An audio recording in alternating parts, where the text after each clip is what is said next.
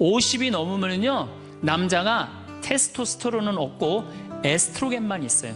여성 호르몬이 자꾸 나와요. 그래서 성적인 능력이 사라져요. 성적인 능력이 사라지니까 50 넘은 남자들은 무슨 낙으로 사느냐면 먹는 낙으로 사는 거예요. 먹는 낙으로. 그냥 50만 되면 말하는 거 좋아하고 먹는 거 좋아한단 말이야. 근데 이 남자는 50이 넘으면 먹는 걸 좋아하는데 50이 넘은 여자는 이 세상에서 제일 하기 싫은 게 밥이야, 밥.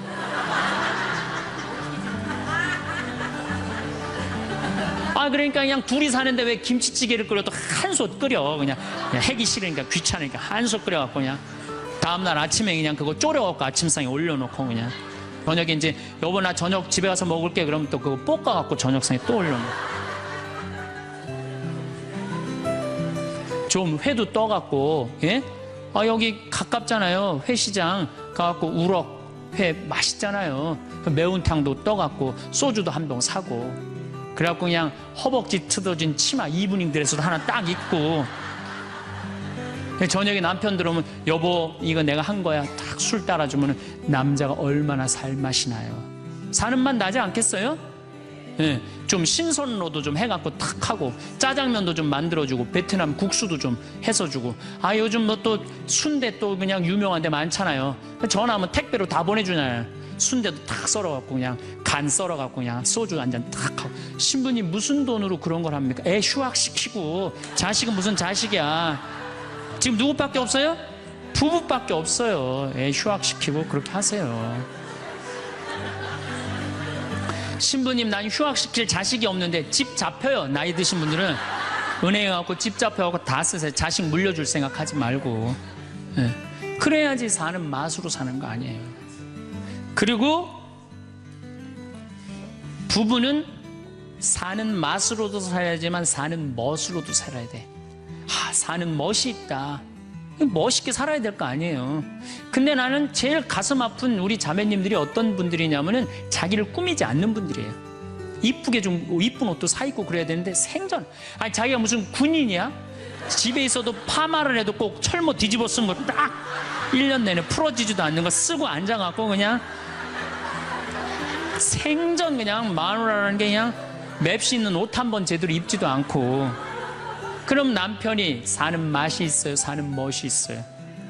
좀 꾸며야죠, 본인이. 예쁜 옷도 좀 사서 입고, 좀 브릿지도 좀 넣었다가, 머리도 그냥 생머리도 했다가, 이쪽으로도 묶었다가, 저쪽으로도 묶었다가, 어느 날 좀 틀어도 올리고, 이래야지 그냥 남자가 사는 맛도 있고, 사는 멋도 있을 거 아니에요. 생전 그냥, 옷도 그냥, 신부님 맵시가 있어야지 옷을 사 입죠. 그러면 좀 살도 좀 빼시고 그냥 이건 벤지 엉덩이지 구분도 안 되는 그냥 몸매를 가지고 그냥 몸빼바지만 계속 짚고 이 집에 있으면은 어느 남자가 집에서 가고 싶어요. 본인을 꾸미시라는 거예요. 영상을 라디오처럼 편하게 틀어놓고 들으셔도 좋습니다. 구독과 좋아요, 알람 설정 꾹 눌러주세요. 황창현 신부님의 행복 특강 지금 바로 시작합니다. 참예수님, 지난주에 이어서 계속 외로움에 대한 얘기를 하고 있습니다. 우리 인간들은 사실은 사랑이 없을 때 외롭죠. 근데 여러분들, 자식이 부모를 사랑하는 게 클까요? 부모가 자식을 사랑하는 게 클까요? 제가 다녀보면요, 다 부모가 자식을 사랑하는 게 크다고 착각하고 있어요. 근데 3살, 4살, 5살 때만 애들에도 누가 더 부모를 사랑하느냐면 자식이 더 부모를 사랑한대요. 왜냐하면 여러분들 3살, 4살, 5살 된 아이들은 누구밖에 없어요? 엄마밖에 없잖아요. 그래갖고 그냥 엄마 치마 붙잡고 그냥 온 데를 다 따라다니잖아요. 근데 엄마는 그때 아이 모임에도 나가야 되고 그냥 여기저기 다녀야 되는데 그냥 딸, 아들이 그냥 계속 매달려 있으면 귀찮아요, 안 귀찮아요? 귀찮을 때 있죠? 그래서 한마디 해서 얜 잠도 없냐고 좀 가서 좀 자라고 그래도 그냥 계속. 그러니까 아이가 엄마 아빠를 너무너무 좋아해. 엄마 아빠하고 같이 있고 싶어. 근데 누가 밀어내기 시작하냐면 부모가 밀어내기 시작하는 거예요. 언제까지 밀어내냐면 초등학교 6학년 때까지 계속 밀어내요. 그리고 공부 못한다고 구박까지 해. 밀어내는 것도 모자라서. 그럼 중학교 올라가면 그때부터는 누가 싫어하기 시작해요? 자식이 싫어하기 시작해요. 그래갖고 엄마 아빠를 거절하기 시작해. 근데 엄마 아빠는 똑같은 마음이야. 사랑하는 건 똑같아. 그렇죠? 근데 중학교 올라가면 이놈이 나를 거절하니까 굉장히 섭섭하죠. 그런데 10년 동안 밀어낸 걸 생각해야죠. 10년 동안 같이 아이가 놀아달라고 그럴 때 놀아주고, 뭐 매달릴 때 같이 안아주고, 눈 마주쳐주고, 대화해주고, 얘기 들어줬으면은 중학교 올라도 걔는 엄마 아빠 안 미워해요. 그런데 3살서부터 계속 귀찮다고 그러고 자라고 그러고 그냥 뭐 또 때리고 막 공부 못하면 뭐 그냥 네가 그냥 내가 널 낳고 미역국을 끓여 먹고 내가 한심하다 그러고, 그리고 중학교 올라와갖고 자식이 엄마 막 째려보고 신경질 보고 소리 지르면은 그땐 당황스러운 거예요. 그래서 그런 착각을 하지 마시라는 거예요. 자식이 여러분들을 거절하게 되는 데는 누가 기여를 하는 거예요?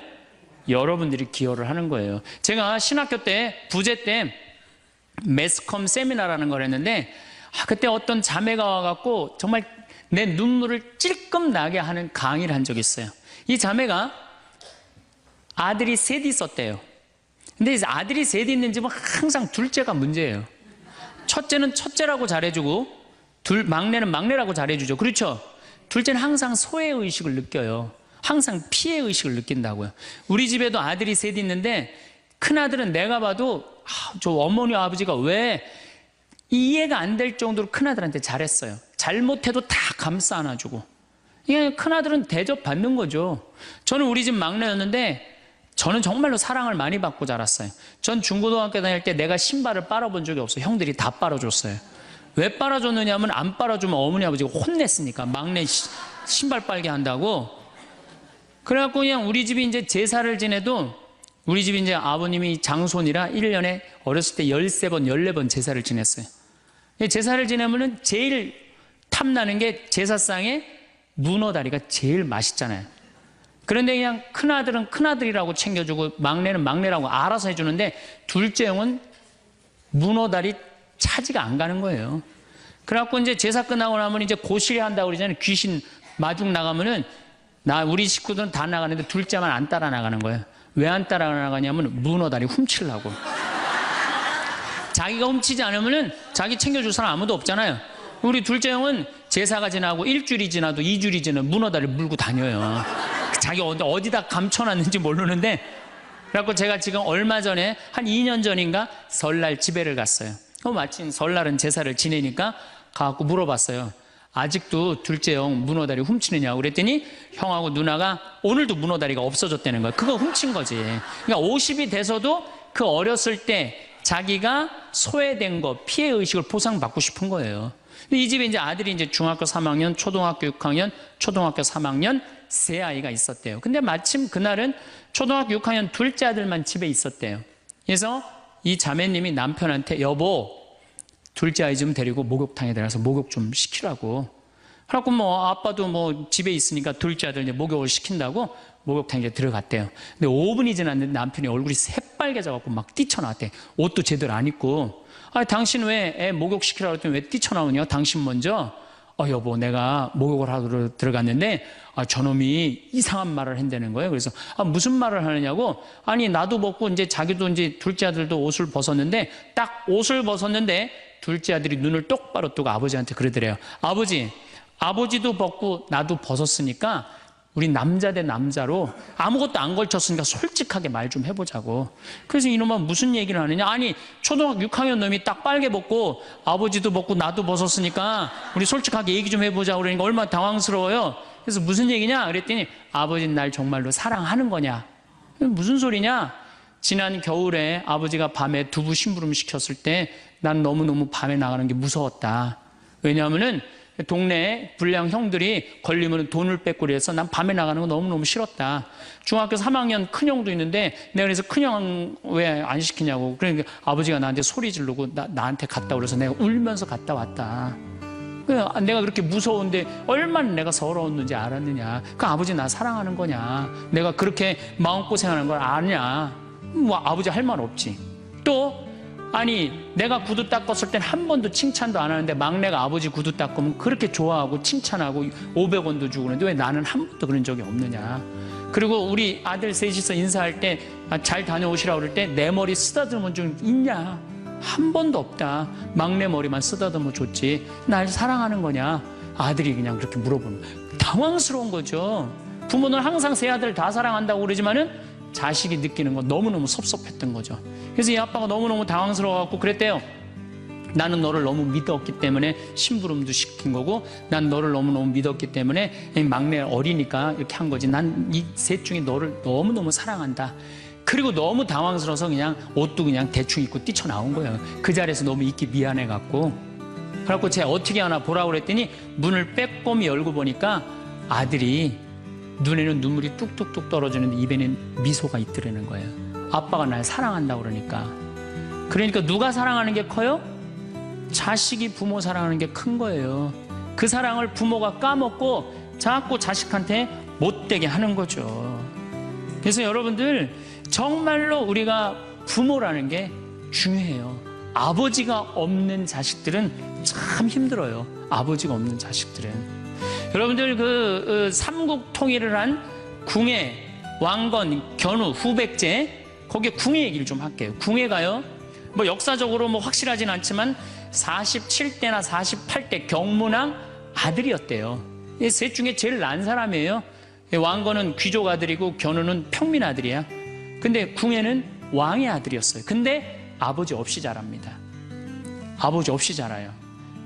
아버지 없이 자라는 사람들은요, 심리학자들이 얘기를 하기가 1살서부터 3살 때까지 가장 중요하대요.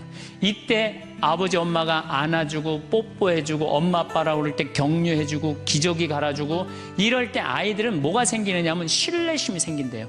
세상은 믿을 만한 데다. 그리고 그냥 아이가 막 걸을 때 옆에서 박수 쳐주고 걸음 뛸 때, 그럼 아이들이요, 그 굉장히 심리적으로 안정감을 준다는 거예요. 그런데 이때 아버지가 없는 아이들은 심리적으로 굉장히 불안하다는 거예요. 여러분들, 이 아빠가 아이들 이 목마 태워주면은 애들 좋아해요, 안 좋아해요? 좋아하죠? 그런데 아빠 키가 1m 70이고 애가 50cm면 2m 20이에요. 그 꼭대기에 올라가고 또 애는 아빠 머리를 잡고 막 까르르 넘어가지 않아요? 좋아갖고 아빠 머리를 잡고 걔는 무의식 속에 이런 생각을 갖는데요. 세상은 이렇게 높아도 믿을 만한 데다. 이 든든한 아버지가 있으니까. 그런 믿음이 생긴다는 거예요. 그런데 궁예는 그랬던 경험이 한 번도 없었던 거야. 그러니까 나중에는 사람을 의심을 하기 시작하는 거예요. 의심하기 시작하는 거예요. 그래갖고 나중에 관심법이라는 걸 개발해요. 그래갖고 네가 의심하는지 안 의심하는지 내가 안다. 그래갖고 그냥 친아들도 그냥 의심도 안 하는데 너 의심한다고 그러고 죽이고, 결국 누구까지 죽여요? 자기 부인하고 아들까지 죽여요. 그리고 마지막으로 쓸쓸한 최후를 맞이해요. 신부님, 나는 우리 남편이 일찍 죽어갖고 우리 애들 그냥 혼자 키웠는데 너무 섭섭합니다. 아버지 없이도 훌륭하게 자라는 사람 간혹 있어요. 그게 누구냐면 오바마가 아버지 없이 자라잖아요. 할머니 손에서 얼마나 훌륭해요. 그렇죠? 그러나 일반적으로 보면은 그렇다는 거예요. 아버지가 굉장히 중요한데, 근데 슬픈 거는 우리나라는 아버지가 있어도 없는 것 같아요.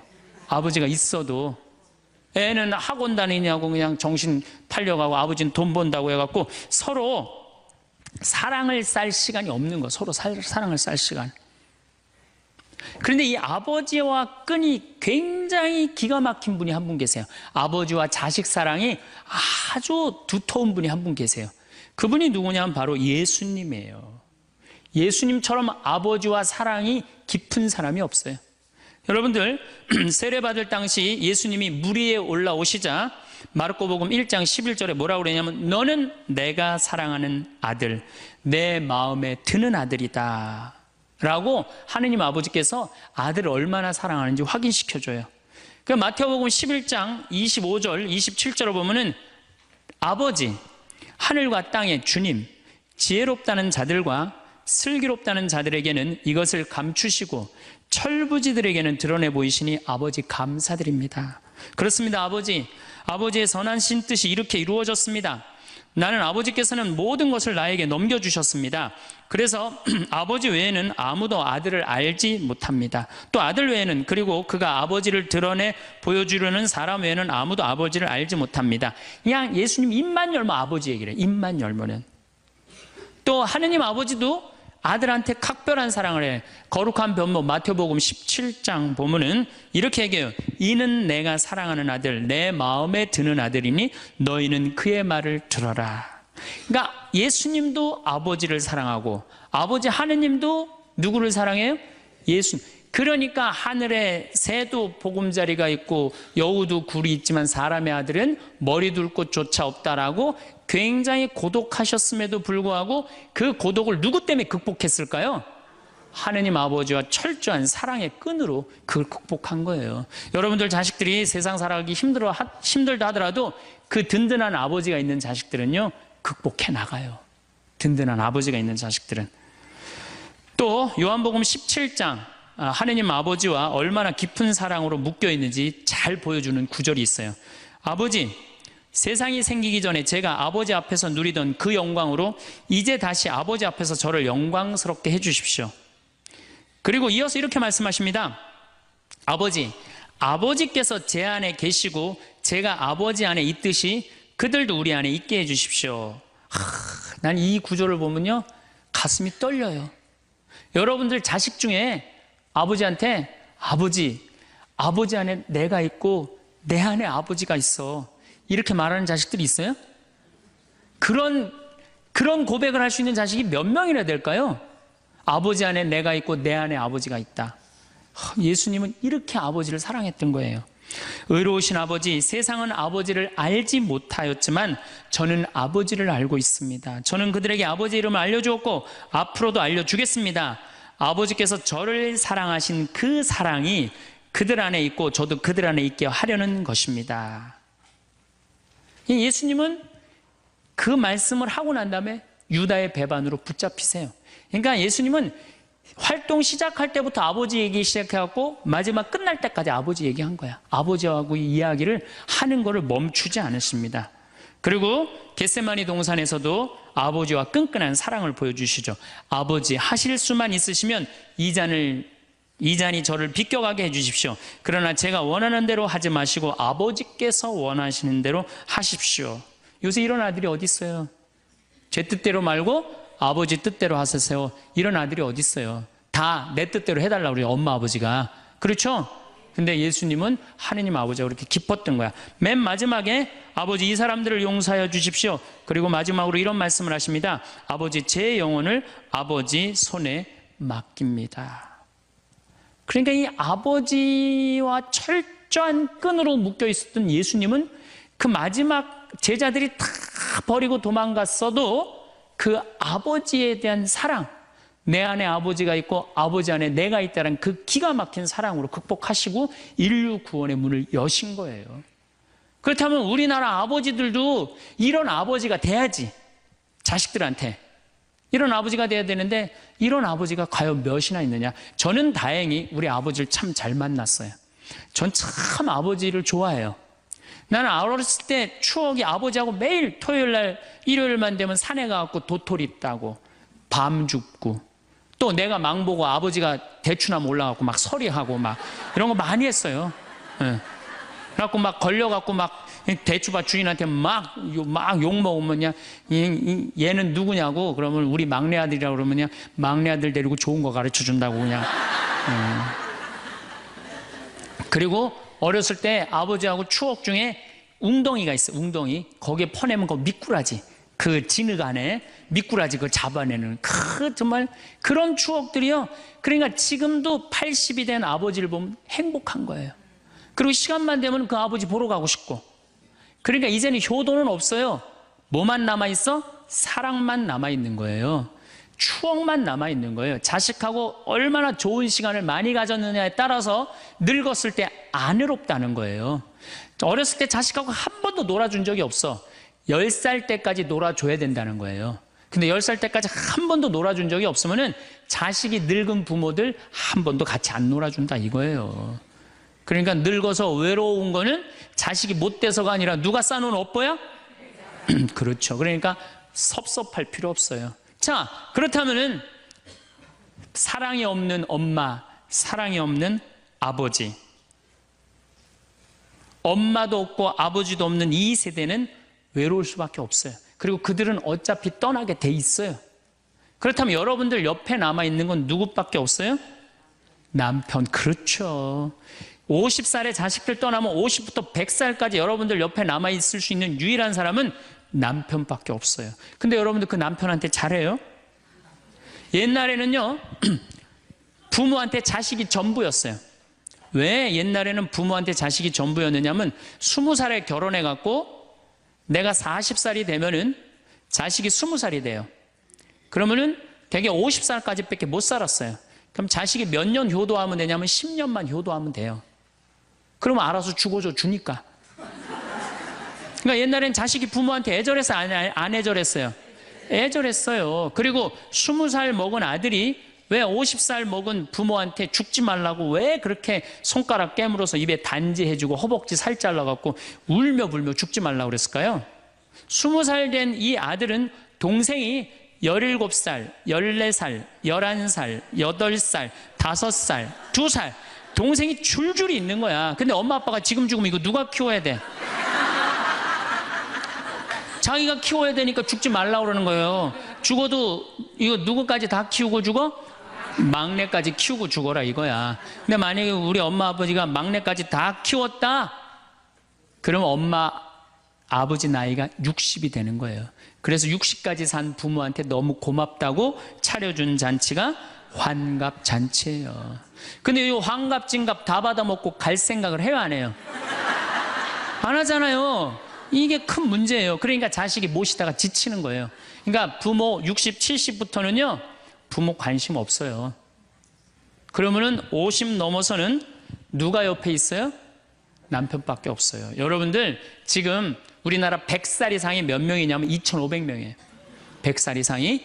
90세 이상이 몇 명이냐면 9만 명이에요 80세 이상은 몇 명이냐면 80만 명이에요 70세 이상은 몇 명이냐면 240만 명이에요. 그러니까 이제 안 죽어. 안 죽어요. 여기 죄송하지만 60세 넘으신 분들 손 들어보세요. 손 들어. 괜찮아요. 이게 문제라는 거예요. 이게 자식은 이미 떠나 있고 50 넘었고 60 넘어갖고는 누가 옆에 있어요? 남편밖에 없어요. 그러면은 자식한테 잘해야 됩니까? 남편한테 잘해야 됩니까? 남편한테 잘해야 돼요. 우리나라는요 안사람 바깥사람 제도가 있어요. 그래갖고 안사람은 집에서 애 놓다 죽고 바깥사람 바깥에서 돈 벌다 죽었어요. 근데 이게 의술이 좋고 영양이 좋고 고생을 안 하다 보니까 바깥사람이 50이 넘어도 안 죽는 거야. 안 죽어갖고 직장에서 쫓겨나갖고 집안에 들어와서 안사람이 돼버려요. 딱 안방에 이제 들어앉아 있는 거죠. 예. 근데 집안에 들어와갖고 부인 일을 도와주면 좋은데 도와줘요, 안 도와줘요? 안 도와주고 그냥 할 일 없으니까 마누라 하는 일 챙겨내, 안 챙겨내요? 챙겨내죠? 이게 미치는 거지 그때부터. 젊었을 때는 맛있는 거 차려놓고 여보 일찍 들어와 그래도 생전 안 들어오더니 이제 50 넘어서면 굳이 집에 안 들어와도 되는데 때 따라 철 따라 집에 들어오네. 그러니까 여러분들이 자식들 품에 안하고 키울 때는 외로운지 몰라요. 그렇죠? 자식 떠나고 나면은 체인징 파트너를 해요. 이쁜 자식은 떠나고 쭈글쭈글한 남편이 돌아오는 거야. 그런데 50부터 110살까지 살려면은 젊었을 때 같이 여행 다니는 추억도 있어야 되고 젊었을 때 사랑도 쌓여 있어야지 50 넘어갔고 100살까지 그 추억 먹고 살 거 아니에요. 근데 그런 추억이 하나도 없어. 그 50 넘어갖고 와갖고 그냥 잔소리만 하고 그냥 그러면은 그 남편이 싫은 거예요. 그러니까 서로 한 집에 살지만은 각방 따로 쓰고 외롭게 사는 거죠. 그래도 여러분들은 괜찮아요. 여러분들은, 우리 신부들은요 진짜 불쌍해요. 생각을 해봐요. 20살에 신학교 들어갔어요. 그래서 30에 신부 돼요. 그래갖고 옛날엔 75세 은퇴였어요. 75세 은퇴. 75세는 그래도 괜찮았어요. 은퇴하고 그냥 거의 바로 이제 세상 떠나시니까 요즘 70세로 은퇴가 내려왔어요. 그리고 이제 65세로 내린대요. 65세 은퇴해도 된다 이렇게 내린대. 왜? 서울교구 우리 보좌 신부님들 뭐 10년, 12년, 13년 하잖아요. 그러니까 빨리 은퇴할 사람 빨리 하고 보좌들 빨리 본당 내보내야 되니까 빨리 은퇴해라 이거야. 그러면은 65세부터 은퇴해갖고 우리 부관장 신부는 110살까지 산단 말이야. 그러면은 20살에 신학교 들어갖고 65세까지 45년 혼자 살아. 그래갖고 65세 은퇴해갖고 110살까지 또 혼자 살아. 45년, 90년 혼자 사는 거야. 그래서 나는 우리 신부님들 은퇴시키는 거 반대하는 신부예요. 65세 은퇴시켜갖고 다시 보좌 신부로 발령을 내라. 보좌 신부로 발령을 내갖고 아니 고해성사 듣게 하면 되잖아요. 얼마나 여러분들 속에 있는 얘기하고 싶은 거 많아요. 그렇죠? 그럼 고해성사 듣게 하고 또 굳이 신부님들 65세 넘어가고 강론 안 해도 돼요. 미사 없는 강론하게 하면 되잖아. 강론하라 그러면 또 헨소리 또 하고 헨소리 또 하고 그러실 수 있으니까 얼마나 좋아.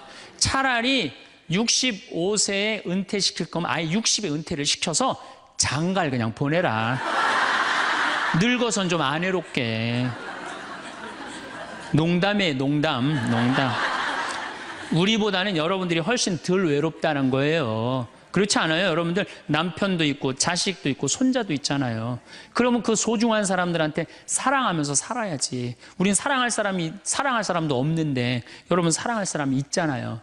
그럼 조금만 내가 잘하면 되는데 그게 안 되는 거예요. 우리나라 여자들이요, 이 세상이 너무너무 여자 살기 좋은 세상이 돼갖고 여자들이 지금 뭐가 뭔지도 모르고 살아요. 집에서 남편들, 여러분들 남편들이 200만 원, 300만 원 벌어갖고 돈 갖다 주잖아요. 여러분들 길 지나가다 보면은 여러분들 10,000원 주는 사람 있어요? 지나가는 남자가? 없죠? 남편은 200만 원, 300만 원 한 달 뼈 빠지게 갖고 갖다 주잖아. 그럼 잘해줘야 될 거 아니야. 그렇지 않아요? 그것도 1, 2년 갖다 준 것도 아니고 20년, 30년 갖다 줬으면 잘해줘야 될 거 아니야. 근데 집에서 그런 기가 막힌 남편 왕 대접해줘요? 개 다음으로 대접은 개 다음으로. 집에 마누라 자식 먹여 살린다고 이마가 땅바닥에 닿도록 인사하고 다니는 거. 여러분들 남편들 다 나가면 그래요. 그럼 집에서 왕대접 해줘야 될 거 아니야. 집에서도 왕대접 못 받아, 직장에서도 왕대접 못 받아. 어디 가면 왕대접 받아요? 룸사롱 가면 왕대접 받아요. 룸사롱 가면 막 그냥 가슴이 볼랑말랑한 옷 입고 그냥 여자들이 그냥 허벅지 트어진 치마 입고 그냥 머리도 그냥 생머리 싹 하고 그냥 사장님 오셨느냐고 그냥 팔짱도 끼고 그냥 술도 따라주고 그냥 또 그냥 안주 드시라고 그냥 땅콩 오징어 말아갖고 입에 막 넣어주고. 얼마나. 그러니까 30만 원, 40만 원 쓰는 게 안 아까운 거예요. 대한민국의 룸사롱으로 남자를 몰아내는 건 누가 몰아내는 거냐? 여자들이 난 몰아낸다고 생각해요. 여자들이. 마누라라는 게 아침에 출근할 때 보면 막 사자머리를 해갖고 막 귀신 눈을 해갖고 그냥 여보 다녀와 그냥 다녀오게 하고 난 다음에 다녀오라고 그래야지. 예쁘게 차려입고 문 입구에서 여보 다녀와. 그러면 내가 이렇게 이쁜 마누라 있는 집에 돌아와야 돼. 그런 마음으로 나가서 일할 거 아니야. 사자머리 밥도 제대로 안 챙겨주고 그냥 다녀오라고 그러면. 또 대한민국 남자들은 또 착해요. 또 다녀오랜다고 저녁에 여보 나 다녀왔어. 근데 아직도 그냥 사자머리를 하고 그냥 텔레비 보고 앉아있으면 어느 남자가 집에 들어가고 싶겠어요. 그렇지 않겠어요? 그래서요, 사람은요, 부부는요, 사는 맛이 있어야 돼요. 사는 맛이. 50이 넘으면요, 남자가 테스토스테론은 없고 에스트로겐만 있어요. 여성 호르몬이 자꾸 나와요. 그래서 성적인 능력이 사라져요. 성적인 능력이 사라지니까 50 넘은 남자들은 무슨 낙으로 사느냐면 먹는 낙으로 사는 거예요. 먹는 낙으로. 그냥 50만 되면 말하는 거 좋아하고 먹는 거 좋아한단 말이야. 근데 이 남자는 50이 넘으면 먹는 걸 좋아하는데 50이 넘은 여자는 이 세상에서 제일 하기 싫은 게 밥이야, 밥.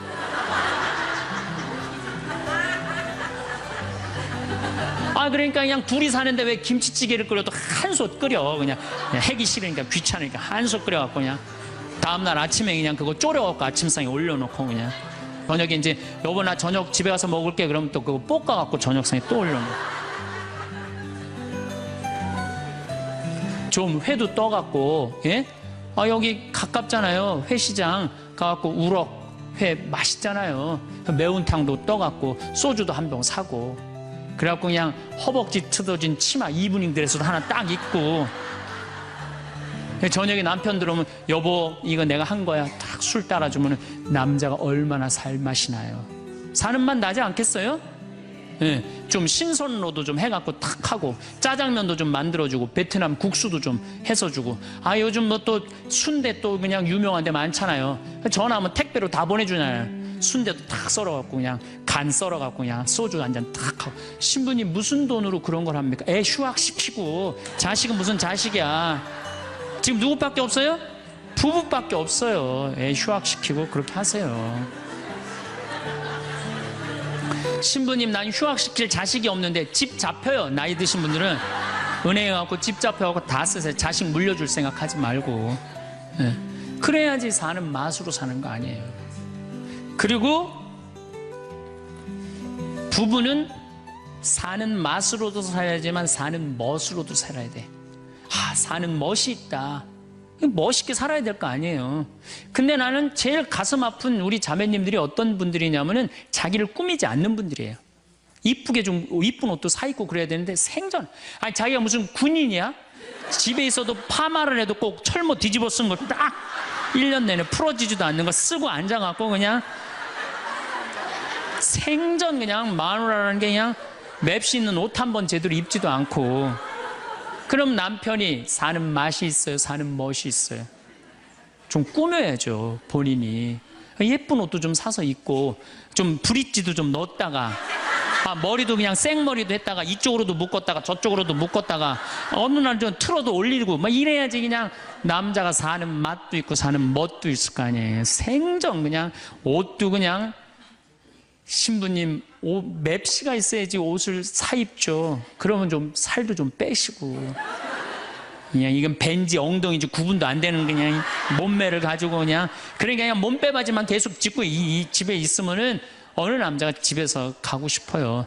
본인을 꾸미시라는 거예요. 그래서 남자는요, 사는 맛도 있고 사는 멋도 있는 거, 멋도 있어야 돼요. 그래서 예쁜 옷. 남편도 좀 꾸며주고. 남편도 좀 나비 넥타이도 좀 하고. 남자가 50이 넘으면요, 제가 지난 미국에 한번 강의를 갔는데 너무 멋있는 부부를 봤어요. 남편이 한 60쯤 돼 보이는데 식사를 같이 하려고 그러는데 남편이 살짝 머리가 벗겨졌더라고요. 근데 부인이 사각모를 탁 차에 하더라고요. 남편을 바깥에서 만났는데 딱 했는데 부인이 여보 이거 써. 탁 씌워주는데 너무 멋있더라고요. 여러분들 앞 백화점에 가갖고 남편 좀 사각모도 좀 멋있는 거 좀 중절모도 멋있는 거 사서 탁 씌우면 얼마나 좋아. 그렇지 않아요?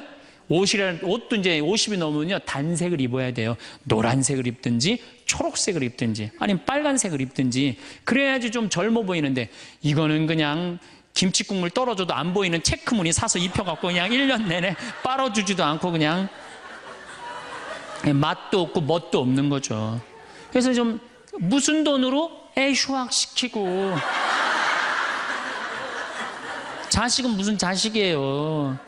여러분들 이제 50이 넘어가갖고요, 여러분들의 유일한 동반자는 누구밖에 없다? 남편밖에 없다. 그럼 남편한테 잘해줘야죠. 그냥 50이 넘으면 또 남자들도 문제는 문제예요.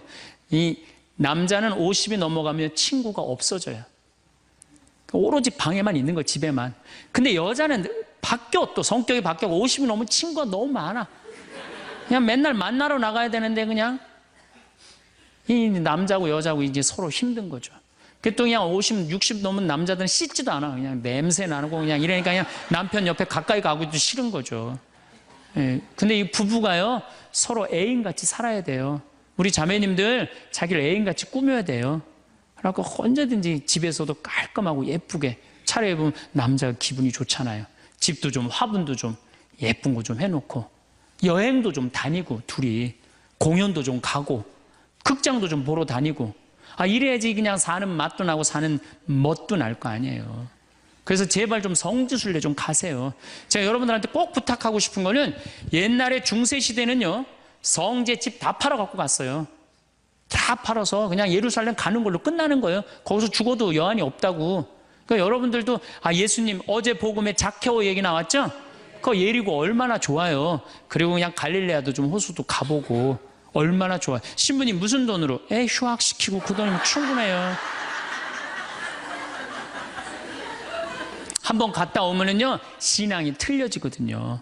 성지순례도 가고. 제가 지난 9월인가 작년 9월에 성지순례를 한 40분 하고 갔다 왔는데 어떤 형제님이 70 먹은 형제님이 기가 막힌 말씀을 하시더라고요. 무슨 말씀을 하시냐면은 내 강의를 듣고 집을 잡혀서 왔대요. 근데 가만히 생각을 해보니까 집은 은행에 잡히면 대출을 해준대요. 은행에 잡히면 대출해주잖아요. 근데 나이는 대출해주는 데가 아무 데도 없대요. 여러분들 누가 나이 대출해줘? 한 살이라도 더 먹기 전에, 다리에 힘 풀리기 전에 갔다 오셔요.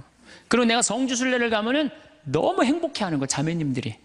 그래갖고 나는 은혜 받아갖고 성제 갖고 그냥 성령을 충만히 받아갖고 10일 동안 저렇게 행복하고 그냥 은총에 그냥 가득한 줄 알았더니 12일 동안 밥을 안 하잖아, 밥을.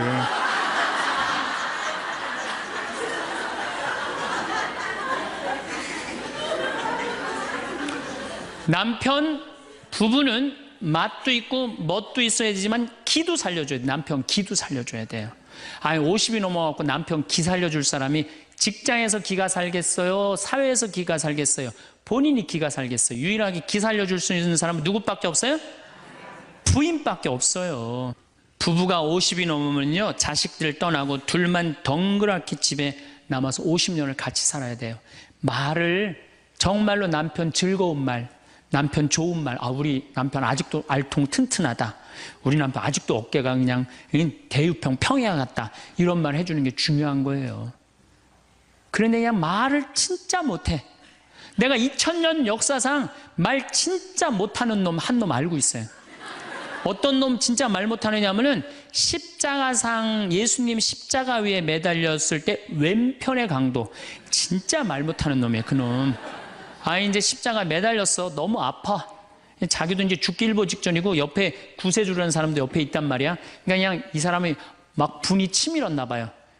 야, 네가 무슨 구세주냐? 네가 구세주라면 너도 살리고 나도 살려봐라. 너도 죽는 주제에 무슨 구세주냐? 막 욕을 해댄 거예요.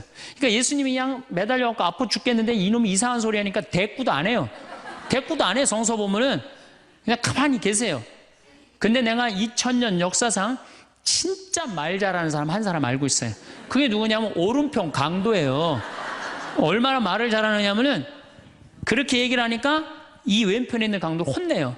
야 이놈아, 니놈하고 나는 죽어도 싸. 강도 짓을 했으니까. 근데 저분이야말로 무슨 죄가 있어. 가난한 사람, 병든 사람 함께 해주고 인간을 사랑하신 분인데, 그리고 이 강도가 한마디 해요. 주님, 마지막 날에 저를 기억해 주십시오. 그러니까 그냥 예수님이 왼편에 있는 놈한테는 대답도 안 하던 예수님이 그렇게 아파도 오른편에 있는 강도한테 한마디 해요.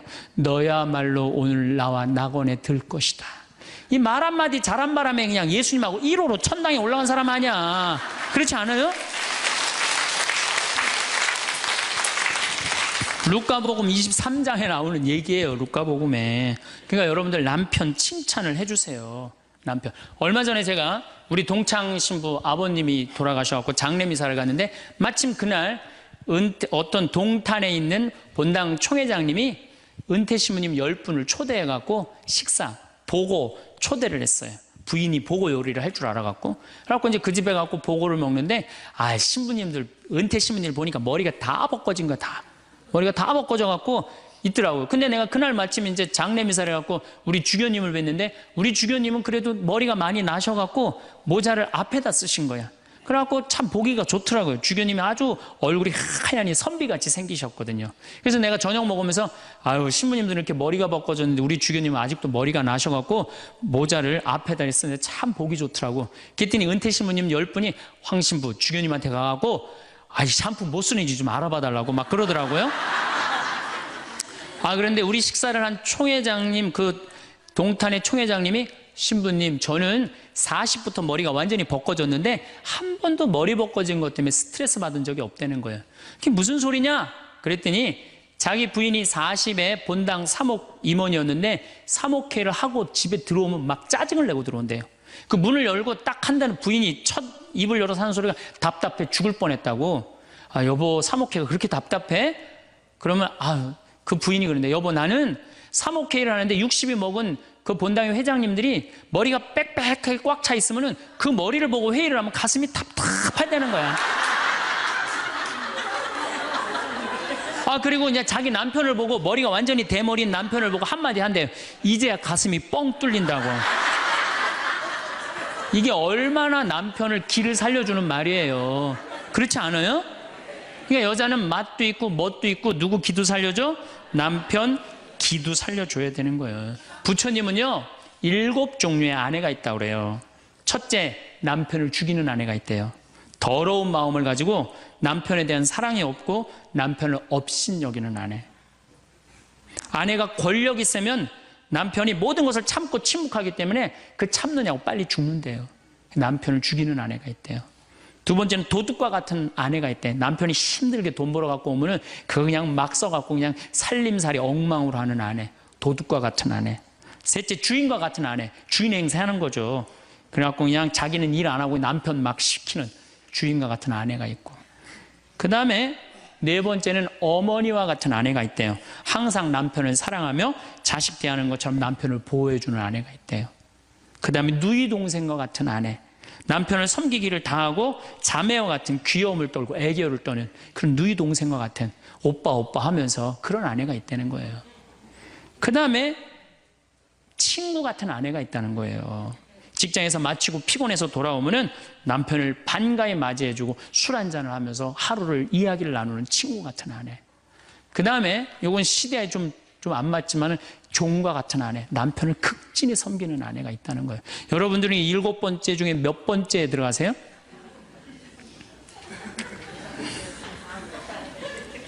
아무것도 아니에요? 이 7번째 아무것도 아니면 큰일인데. 근데 우리나라 남자들도 문제예요. 사실은 이 부인한테 참 잘해야 되거든요. 자기 믿고 따라온 사람이 얼마나 귀하게 해야 돼. 근데 우리나라 남자들 참 부인한테 말 못해요. 정말 이쁘다고 말 한마디 해주면 얼마나 좋아. 여자는요 1년 365일 365가지 방법으로 이쁘다는 소리를 듣고 싶어 한대요. 오늘같이 이렇게 태양이 찬란한 날은 여보, 저 찬란한 태양처럼 당신 오늘 너무 이뻐. 그리고 비가 촉촉하게 오면 여보, 당신 촉촉한 비처럼 이뻐. 근데 어떤 방법을 써서라도 이쁘다는 말하면 여자는 행복하다는 거예요. 그리고 요리를 해주면 맛있다고 먹으면은 김치찌개, 이렇게 맛있는 김치찌개 먹을 수 있는 사람은 세상은 나 하나밖에 없다고. 이렇게 정말로 이런 말을 해줘야 되는데 생전 뭐 맛있다, 맛없다 그런 말 안 하면은 여자가 밥할 맛 나겠어요? 안 나죠? 그럼요. 그리고 한 30년 밥 얻어먹었으면 이제 설거지는 해야지. 그렇게 얻어먹었으면 설거지는 해야지. 양심 있는 거 아니야? 그렇지 않아요? 여자는 언제 행복하냐면 남편이 자기 살림을 도와줄 때 행복하다고 그러더라고요. 내 얘기를 듣고 어떤 형제님이 17년 동안 설거지할 생각을 한 번도 안 했대. 17년 동안. 그래갖고 이제 내 얘기를 듣고 이제 자기도 이제 해봐야 되겠다 그렇게 생각을 하고 저녁에 여보, 당신 반찬하냐고 애쓰고 밥하냐고 애썼으니까 내가 설거지 해줄게. 앉아서 텔레비 봐. 그랬더니 부인이 그러더래요. 2번 청소하게 하지 설거지하게 하지 말고 그냥 가만히 있으라고 그러더래요. 그래서 이 남편이 그랬대요. 아니야, 내가 오늘 해보고 싶어서 그래. 그리고 설거지를 했대요. 그리고 이제 그 형제는 미사 해설하러 성당에 갔는데 메시지가 왔대요. 여보, 나는 오늘 당신이 한 설거지 지금 다시 하고 있어. 하지만은 오늘처럼 행복한 날은 없어. 17년 결혼 생활 중에 오늘처럼 행복한 날은 없어. 고마워. 내 살림살이를 도와줘서. 그 메시지를 형제님이 나한테 보냈어요. 신부님, 요 조그마한 거 이렇게 행복할 수 있는데 내가 왜 이제까지 안 했는지 모르겠다고. 그러니까 우리 정말 부인한테, 정말로 자매님들한테 서비스 해줘야 돼. 이제는 서로를 사랑해야 돼요. 서로를 사랑하고 아껴줘야 돼요. 근데 우리나라 남자들이 얼마나 말을 못하냐면 이게 진짜로 있었던 일이에요. 65살 먹은 형제님이 꿈을 잘 꾼 거야. 그래갖고 로또를 산 거야, 금요일 날. 그래갖고 그냥 가슴이 부풀은 거야. 왜? 부인한테 막 자랑을 한 거야. 내가 꿈을 꿨는데 이거 오늘 된다. 그리고 보통 꿈이 아니다. 막 돼지가 막 수천 마리 왔다 갔다 한 꿈을 꿨는지. 그래갖고 그냥 막 들떠 있는 거야. 그러니까 부인이 콧소리로 한마디 한 거야. 여보, 그 로또 되면 당신 그 돈 뭐 할 거야? 그때 남자가 정색을 하고 그러더래요. 내가 이 로또 되면은 온 세상 사람한테 다 나눠줘도 당신한테는 한 푼도 안 줄 거야. 아니, 아직 된 로또도 아닌데. 당첨되고 난 다음에 그러면 몰라도 당첨도 안 됐는데. 아이 귀양 이렇게 말하면 얼마나 좋아요. 여보, 당신 평생 나한테 시집 와갖고 고생만 했는데 내가 로또 되면 내가 당신 다 줄게. 쓰고 싶은 대로 다 써. 아니 당첨도 안 된 로또인데 아니 그렇게 말하면 얼마나 기분이라도 좋아요.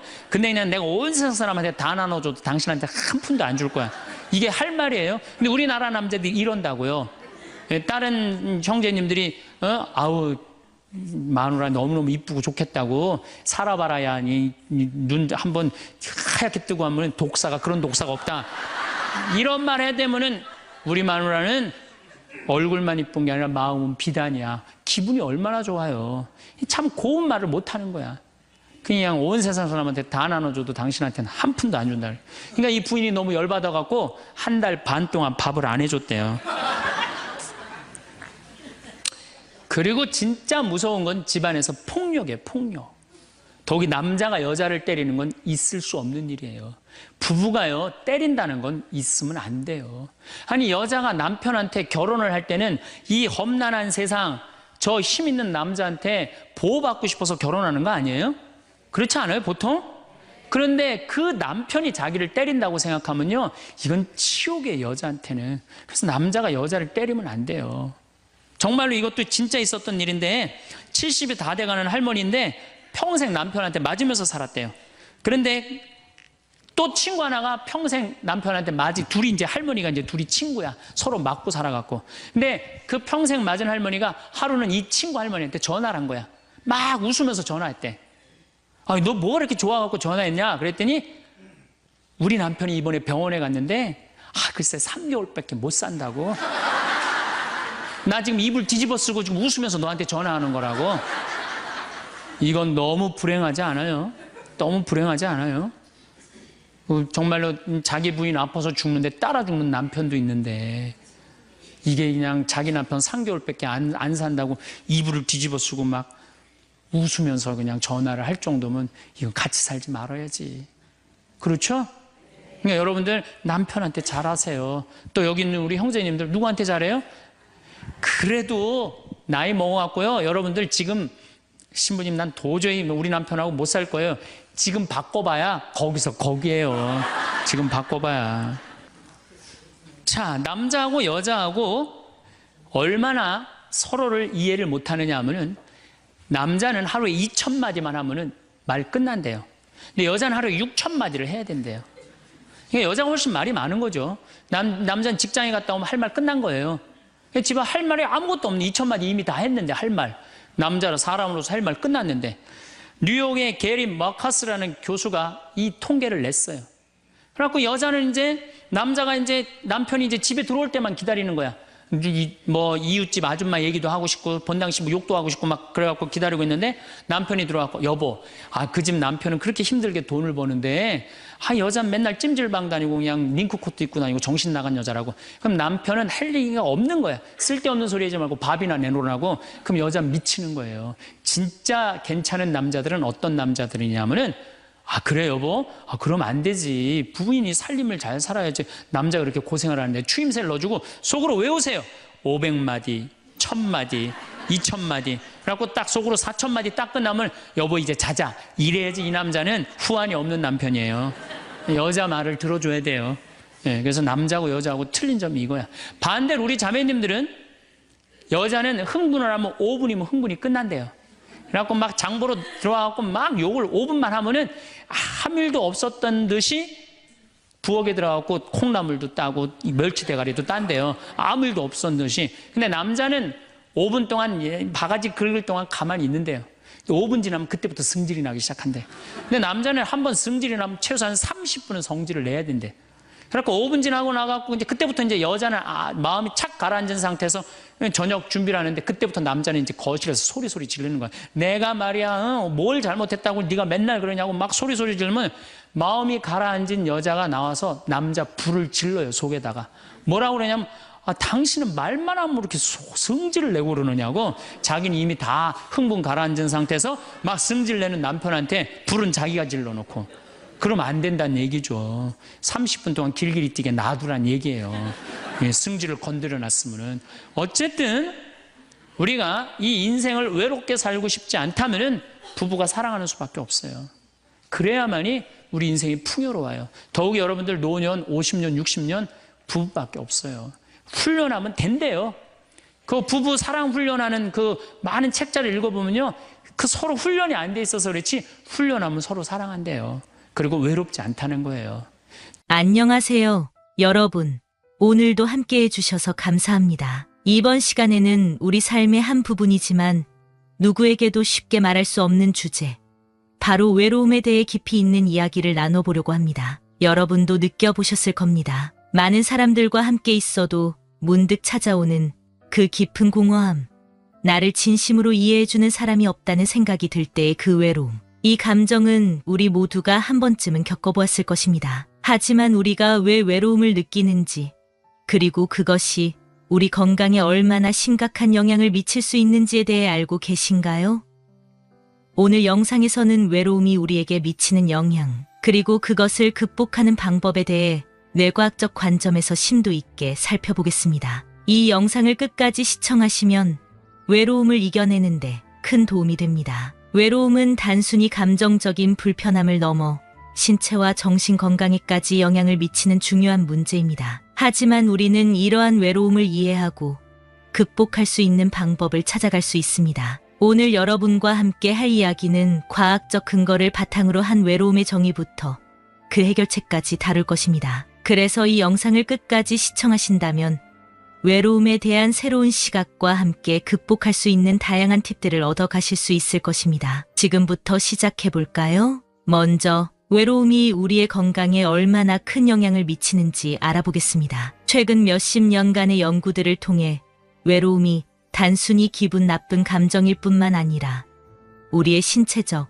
정신적 건강에 심각한 영향을 미칠 수 있다는 사실이 밝혀졌습니다. 외로움을 지속적으로 느끼는 사람들은 심혈관계 질환에 걸릴 확률이 눈에 띄게 높아지며 심지어 뇌졸중의 위험도 30%나 증가한다고 합니다. 이뿐만 아니라 외로움은 ADHD와 같은 주의력 결핍 및 과잉 행동 장애와의 연관성도 높아지고 우울증이나 불안장애, 그리고 수면 장애와 같은 정신적 문제들과도 깊은 관련이 있습니다. 이러한 정신적 문제들은 우리가 일상생활을 영위하는 데 큰 어려움을 줄 수 있습니다. 또한 외로움은 자살이나 자해의 위험, 그리고 마약 중독의 위험성까지 높이는 것으로 나타났습니다. 이처럼 외로움은 단순한 심리적 문제를 넘어 우리의 생명을 위협할 수 있는 심각한 문제로 이어질 수 있습니다. 더 놀라운 것은 미국의 한 보건 총괄 박사가 외로움을 하루에 담배 15개비를 피우는 것만큼이나 건강에 해롭다고 언급한 바 있습니다. 이는 외로움이 우리의 건강에 얼마나 큰 위협이 되는지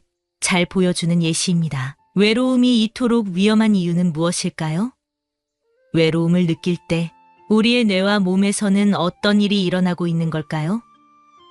외로움이 장기화되면 우리의 신경계와 호르몬 시스템이 변화하게 되며 이는 신체적으로 큰 부담을 줍니다. 외로움을 느끼는 동안 스트레스 호르몬인 코르티솔이 과도하게 분비되며 이는 신체의 염증 반응을 증가시키고 면역 시스템을 약화시킵니다. 이러한 변화는 결국 심혈관 질환, 당뇨병, 비만과 같은 만성 질환의 위험성을 높입니다. 심지어 외로움은 우리가 치매와 같은 신경퇴행성 질환에 걸릴 확률도 높이는 것으로 알려져 있습니다. 이처럼 외로움은 단순히 기분을 나쁘게 하는 것을 넘어서 우리의 신체 전체에 영향을 미치는 심각한 문제로 이어질 수 있습니다. 그런데 외로움이 이러한 신체적 문제를 일으키는 것 외에도 우리의 정신 건강에도 큰 영향을 미칠 수 있다는 점이 더욱 문제입니다. 외로움을 느끼면 우리는 우울증이나 불안 장애와 같은 정신적 문제를 겪을 확률이 높아지며 이는 우리의 일상생활을 힘들게 하고 대인 관계에서의 어려움을 더욱 가중시킵니다. 그렇다면 외로움은 항상 나쁜 것일까요? 사실 외로움에도 다양한 형태가 존재합니다. 외로움, 고독, 그리고 사회적 고립, 이 세 가지는 서로 다른 개념이지만 종종 혼동되곤 합니다. 외로움은 의미 있는 관계가 결여되었을 때 느끼는 감정입니다. 이는 우리가 사회적 상호작용이 부족하거나 관계에서 소외감을 느낄 때 발생합니다. 예를 들어 여러분이 많은 사람들과 함께 있는 상황에서도 자신이 외롭다고 느낀 적이 있나요? 그럴 때 느끼는 감정이 바로 외로움입니다. 반면 고독은 스스로 혼자 있기를 원할 때 느끼는 감정입니다. 이는 자신만의 시간을 가지며 내면을 들여다보고 재충전하는 시간을 의미합니다. 고독은 긍정적인 의미로 사용되기도 하며 우리는 종종 이 시간을 통해 창의력을 발휘하고 스트레스를 해소합니다. 고독은 외로움과는 달리 스스로 선택한 것이며 이는 우리의 정신 건강에 오히려 도움이 될 수 있습니다. 마지막으로 사회적 고립은 자이든 타이든 사회적으로 고립된 상태를 말합니다. 이는 물리적으로나 심리적으로 사람들과의 연결이 단절된 상태를 의미합니다. 사회적 고립은 특히 노인층에서 많이 발생하며 이들은 물리적으로 고립되어 외로움을 느끼기 쉽습니다. 하지만 현대의 젊은 세대는 물리적 고립보다는 심리적 고립, 즉 사회적 상호작용이 부족하지 않더라도 심리적으로 외로움을 느끼는 경우가 많습니다. 그렇다면 왜 이런 차이가 발생하는 걸까요? 이는 우리가 관계에서 어떤 기대를 하고 그 기대가 충족되지 않았을 때 느끼는 감정에서 비롯됩니다. 예를 들어 나이가 많은 세대의 경우 물리적으로 고립되어 외로움을 느끼는 경우가 많습니다. 이들은 친구나 가족과의 관계가 끊어지면서 외로움을 느끼기 시작합니다. 반면에 10대, 20대, 30대의 젊은 세대는 사회적 상호작용이 많음에도 불구하고 심리적으로 외로움을 느끼는 경우가 많습니다. 이들은 많은 사람들과 연결되어 있지만 그 관계에서 진정한 공감이나 이해를 받지 못한다고 느끼기 때문에 외로움을 느끼는 것입니다. 이러한 심리적 외로움은 특히 현대 사회에서 큰 문제로 떠오르고 있습니다. 소셜미디어의 발달로 우리는 많은 사람들과 쉽게 연결될 수 있지만 그만큼 진정한 관계를 형성하기는 어렵습니다. 소셜미디어에서는 주로 겉으로 보이는 모습만을 공유하게 되며 이는 진정한 소통과 공감을 방해합니다. 그 결과 우리는 더 많은 사람들과 연결되어 있음에도 불구하고 더 깊은 외로움을 느끼게 되는 것입니다. 이제 외로움이 뇌에 미치는 영향을 살펴보겠습니다. 외로움을 느낄 때 우리의 뇌에서는 어떤 일이 일어나고 있는 걸까요? 뇌 영상 연구들에 따르면 외로운 사람들의 뇌에서 PSTS라는 영역이 활성화됩니다. 이 영역은 다른 사람의 행동을 보고 그 행동의 의도를 파악하거나 그 맥락을 이해하는 데 중요한 역할을 합니다. 예를 들어 누군가가 펜을 집어드는 행동을 단순히 쓰기 위해서라고 이해하지 못하고 공격적인 의도로 해석할 수 있는 것이죠. 외로움을 느끼는 사람들은 이 PSTS의 활성화도가 비정상적으로 낮거나 높아져 타인의 행동을 부정적으로 해석하게 됩니다. 이는 우리가 일상생활에서 흔히 겪는 오해의 원인이 될 수 있습니다. 예를 들어 누군가가 내 옆에서 조용히 속삭이는 것을 보고 나에 대한 뒷담화를 하는 것이라고 잘못 해석할 수 있습니다. 이러한 오해는 결국 사람들과의 관계를 더욱 어렵게 만들고 외로움을 심화시킵니다. 이러한 뇌의 변화는 단순히 외로움에서 끝나지 않습니다. 외로움이 지속되면 우리의 뇌는 점점 더 부정적으로 변하게 됩니다. 이는 우리가 세상을 부정적으로 인식하게 만들며 더 많은 오해와 갈등을 초래합니다. 예를 들어 외로운 사람들은 타인의 행동을 더 쉽게 오해하고 그 결과로 더욱 고립되게 됩니다. 이러한 악순환은 우리의 정신 건강에 심각한 영향을 미치며 우울증이나 불안장애와 같은 문제를 일으킬 수 있습니다. 외로움이 뇌에 미치는 영향을 이해하면 우리는 왜 외로움을 극복하는 것이 중요한지 더욱 명확하게 알 수 있습니다. 외로움을 극복하지 않으면 우리는 점점 더 부정적인 사고에 빠지게 되고 이는 우리의 정신적, 신체적 건강에 큰 문제를 일으킬 수 있습니다. 따라서 외로움을 극복하기 위해서는 뇌의 변화를 이해하고 이를 긍정적인 방향으로 바꾸기 위한 노력이 필요합니다. 이제 외로움을 극복할 수 있는 방법에 대해 이야기해 보겠습니다. 첫 번째 방법은 내수용 감각을 활성화하는 것입니다. 내수용 감각이란 내 몸이 현재 어떤 상태인지, 피곤한지, 불안한지 등을 스스로 인식하는 능력입니다. 이 감각을 훈련함으로써 우리는 자신의 감정과 상태를 더 잘 이해할 수 있게 됩니다. 이는 다른 사람의 감정을 이해하고 공감하는 능력으로도 이어집니다. 내수용 감각을 훈련하는 방법 중 하나는 간단하게 시작할 수 있습니다. 예를 들어 눈을 감고 자신의 심장 박동을 느껴보는 것입니다. 처음에는 심장 박동을 정확히 느끼기 어려울 수 있지만 반복적인 훈련을 통해 점점 더 자신의 몸 상태를 정확히 파악할 수 있게 됩니다. 이러한 훈련은 우리가 다른 사람의 감정을 이해하고 그들과 더 깊은 관계를 형성하는 데 큰 도움이 됩니다. 두 번째로 중요한 것은 실제 세상에서 사람들과의 만남을 늘리는 것입니다. 우리는 종종 영화나 드라마, 소셜미디어 등을 통해 간접적으로 사람들과의 관계를 경험하게 됩니다. 하지만 이러한 간접적인 경험은 실제와는 다를 수 있습니다. 예를 들어 우리는 영화나 드라마에서 이상적인 관계를 보게 되며 이를 실제 관계에 적용하려고 할 수 있습니다. 그러나 이러한 기대는 종종 현실과는 맞지 않으며 이는 우리가 사람들과의 관계에서 실망을 느끼게 만드는 원인이 될 수 있습니다. 따라서 실제 세상에서 사람들의 행동을 관찰하고 경험하는 것이 중요합니다. 사람들은 서로 비언어적인 신호를 통해 많은 것을 주고받습니다. 예를 들어 눈빛, 표정, 몸짓 등을 통해 우리는 상대방의 감정을 이해할 수 있습니다. 이러한 비언어적 신호를 올바르게 해석하는 능력을 키우기 위해서는 실제 사람들과의 만남과 경험이 필수적입니다. 이는 우리가 사람들과의 관계에서 오해를 줄이고 더 깊은 연결을 형성하는 데 큰 도움이 됩니다. 세 번째로 외로움을 극복하기 위해 신체적으로 건강한 패턴을 유지하는 것도 중요합니다. 우리의 신체와 정신은 서로 깊이 연결되어 있으며 신체적 건강이 좋지 않으면 정신적 건강에도 부정적인 영향을 미칠 수 있습니다. 예를 들어 잠을 충분히 자지 않거나 규칙적인 식사를 하지 않는다면 우리의 뇌는 세상을 올바르게 판단하는 능력을 잃게 됩니다. 이는 우리가 타인의 행동을 오해하거나 부정적으로 해석하게 만드는 원인이 될 수 있습니다. 따라서 규칙적인 수면과 식사, 그리고 운동을 통해 신체 리듬을 유지하는 것이 중요합니다. 이를 통해 우리는 뇌의 기능을 최적화하고 세상을 긍정적으로 인식하는 능력을 키울 수 있습니다. 예를 들어 규칙적인 운동은 우리 몸의 신호 전달 체계를 개선하며 이는 우리가 더 명확하게 생각하고 타인의 행동을 올바르게 해석하는 데 도움이 됩니다. 마지막으로 외로움을 극복하는 가장 중요한 방법 중 하나는 바로 사회적 연결을 유지하는 것입니다. 앞서 이야기한 것처럼 외로움은 의미 있는 사회적 연결이 결여되었을 때 느끼는 감정입니다. 따라서 외로움을 극복하기 위해서는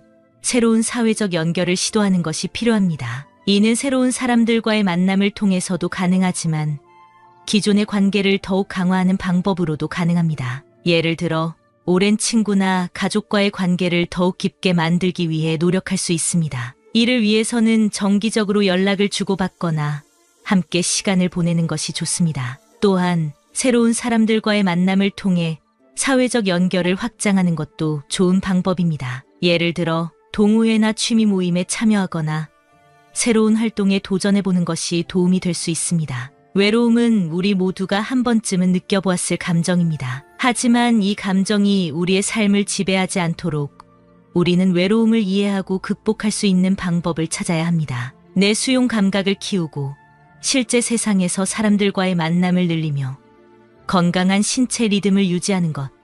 이 세 가지가 외로움을 극복하는 데 큰 도움이 될 것입니다. 우리는 완벽하게 서로를 이해할 수 없다는 점을 인지하고 오해의 방향을 긍정적으로 바꾸는 노력을 해야 합니다. 이러한 노력을 통해 우리는 더 건강하고 행복한 삶을 살 수 있을 것입니다. 외로움이 찾아올 때 이 영상을 떠올리며 작은 위로를 받으셨으면 좋겠습니다. 이러한 내용들을 참고하시어 삶의 지혜를 얻고 마음 평안을 누리시면 좋겠습니다. 오늘 영상 도움 되셨다면 구독, 좋아요, 알람 설정 꾹 눌러주시고 이 영상을 소중한 분들께도 공유해주세요. 다음에 더 좋은 영상으로 찾아뵙겠습니다. 감사합니다. 성공한 사람들을 보면 크게 두 부류로 나뉘는 걸 알 수 있습니다. 하나는 자신이 성공했다고 여기저기 떠벌리고 다니는 사람들, 그리고 또 하나는 조용히 아무 말 없이 자기 삶을 사는 사람들입니다. 우리는 흔히 성공을 하면 자연스럽게 자랑하고 싶어질 거라고 생각하죠. 좋은 차를 사고 비싼 시계를 차고 SNS에 멋진 사진을 올리고 싶을 겁니다. 왜냐하면 그렇게 하면 남들이 나를 더 인정해 줄 거라고 믿으니까요. 하지만 현실은 그렇지 않습니다. 오히려 진짜 성공한 사람들은 그렇게 행동하지 않습니다. 왜냐하면 보여줄 필요가 없기 때문입니다. 돈이 많다고 높은 자리에 있다고 유명하다고 해서 굳이 그걸 드러낼 필요는 없습니다. 그걸 아는 사람들은 이미 알고 있고 모르는 사람들은 알 필요가 없죠. 그런데도 굳이나 성공했다고 떠드는 사람들이 있습니다. 그런 사람들은 왜 그럴까요? 간단합니다. 그 사람들은 사실 그렇게까지 성공한 게 아니기 때문입니다. 우리는 종종 SNS에서 성공한 사람들을 봅니다. 해외여행을 가고 고급 레스토랑에서 밥을 먹고 멋진 차를 타고 다니는 모습? 그런데 가만히 보면 그런 걸 보여주는 사람들은 언제나 뭔가를 팔고 있습니다. 강의를 팔든 자기 브랜드를 홍보하든 아니면 단순히 자기 자존감을 유지하려고 하든 간에 결국 목적이 있는 거죠. 진짜 부자들은 그렇게 하지 않습니다. 오히려 조용히 아무도 모르게 자기 일을 합니다. 왜냐하면 자랑해서 얻을 게 없기 때문입니다. 오히려 괜히 잘난 척했다가 사람들에게 이용당하거나 시기와 질투를 받거나 쓸데없는 오해를 사는 게 더 피곤합니다. 이건 단순한 돈 이야기가 아닙니다. 사회적인 성공을 이룬 사람들도 마찬가지입니다. 진짜 실력 있는 사람들은 자기 실력을 굳이 떠벌리지 않습니다. 왜냐하면 그럴 필요가 없으니까요. 자기 분야에서 최고라면 사람들이 먼저 알아서 찾아옵니다. 반대로 실력이 부족한 사람일수록 자기를 포장하려고 애씁니다. 우리가 흔히 듣는 말이 있죠. 빈수레가 요란하다. 이 말이 괜히 있는 게 아닙니다. 정말 내실이 있는 사람들은 굳이 시끄럽게 굴지 않습니다. 반대로 겉만 번지르르한 사람들은 자기가 얼마나 대단한지 떠들고 다닙니다. 이걸 좀 더 현실적인 예로 들어볼까요? 동창회에 나가면 꼭 이런 사람이 있습니다. 옛날에는 별거 아니었는데 갑자기 잘 됐다고 나타나서 자기가 얼마나 성공했는지 자랑하는 사람. 처음에는 다들 와 대단하다 하고 들어주지만 시간이 지나면 어떨까요? 대부분 속으로 이렇게 생각할 겁니다. 저 사람 뭐 저렇게까지 티를 내? 결국 그런 사람은 점점 멀어지게 됩니다. 반면에 정말 성공한 사람들은 조용합니다. 굳이 자기가 어떻게 살고 있는지 설명하지 않죠.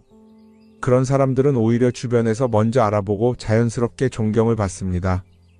그게 진짜 성공입니다. 그럼 우리는 어떻게 해야 할까요? 내가 뭔가를 이루었을 때 굳이 남들에게 알릴 필요가 있을까요? 물론 가까운 사람들에게 좋은 소식을 전하는 건 좋습니다. 하지만 굳이 모든 사람들에게 나 이렇게 잘 살고 있어요 하고 알릴 필요는 없습니다. 그런 행동은 결국 나에게 득이 되지 않습니다. 성공이라는 건 원래 조용한 겁니다. 내가 잘 되고 있으면 주변 사람들이 자연스럽게 알게 됩니다. 굳이 내가 말하지 않아도 내 행동과 태도에서 묻어나오게 되어 있습니다. 그러니 굳이 보여주려고 애쓰지 마세요. 오히려 그게 더 진짜 성공한 사람의 태도입니다. 사람은 사회적 동물이라고 하잖아요. 혼자 살아갈 수 없고 결국 사람과의 관계 속에서 기쁨도 얻고 때로는 상처도 받습니다. 그런데 한 가지 생각해 볼 게 있어요. 우리가 정말 인간관계가 필요해서 맺고 있는 걸까요? 아니면 그냥 그래야 한다고 배워서 어쩔 수 없이 유지하고 있는 걸까요? 어릴 땐 친구 많으면 좋다고 하죠. 사회생활에서도 인맥이 중요하다는 말을 많이 합니다. 그런데 정작 주변을 보면요. 인간관계가 넓은 사람일수록 스트레스를 더 많이 받아요. 전화벨이 울릴 때마다 이번엔 또 무슨 부탁일까 싶고 단체 채팅방에서 메시지가 올 때마다 이걸 또 어떻게 대답해야 하나 고민하죠. 관계가 많아질수록 책임과 피로도 함께 늘어나는 겁니다. 어떤 사람들은 인간관계를 줄이면 외롭지 않겠냐고 해요. 그런데 가만히 생각해보면 진짜 외로움을 느끼는 순간이 언제인지 아세요? 오히려 불필요한 인간관계 속에 있을 때입니다. 같이 밥을 먹고 얘기를 나누는데도 뭔가 허전하고 대화가 컥 돌고 속마음을 나누지도 못할 때, 그럴 때 우리가 더 외롭다고 느끼죠. 그렇다고 당장 인간관계를 다 끊어버릴 순 없겠죠. 하지만 적어도 내가 정말 소중하게 여겨야 할 관계와 그냥 관성적으로 유지하는 관계는 구분할 필요가 있습니다. 예를 들어 매번 나한테 부탁만 하고 정작 내가 어려울 땐 연락 한 번 없는 사람. 내가 실수하면 뒷담화를 하면서 내 앞에서는 웃는 사람. 이런 관계를 굳이 계속 이어갈 이유가 있을까요? 가끔은 이런 경험도 있을 거예요. 우연히 어떤 사람과 친해졌는데 만난 지 얼마 되지도 않았는데 너무 많은 걸 털어놓는 사람들 있죠. 자기 속사정부터 가족 문제, 직장 고민까지 쏟아내는 사람들. 이런 경우 두 가지일 가능성이 큽니다. 하나는 그냥 감정적으로 의존할 사람이 필요해서일 수도 있고 또 하나는 내가 믿을 만한 사람인지 떠보는 걸 수도 있어요. 어떤 경우든 이런 관계는 오래가기 어렵습니다. 사실 친밀함이라는 건 시간이 필요한 법이에요. 적당한 거리를 두고 천천히 서로를 알아가야 하는데 초반부터 급격하게 가까워진 관계는 쉽게 무너지는 경우가 많습니다. 처음엔 친하다고 생각했는데 어느 순간 사소한 일로 틀어지고 결국 남보다 못한 사이가 되는 거죠.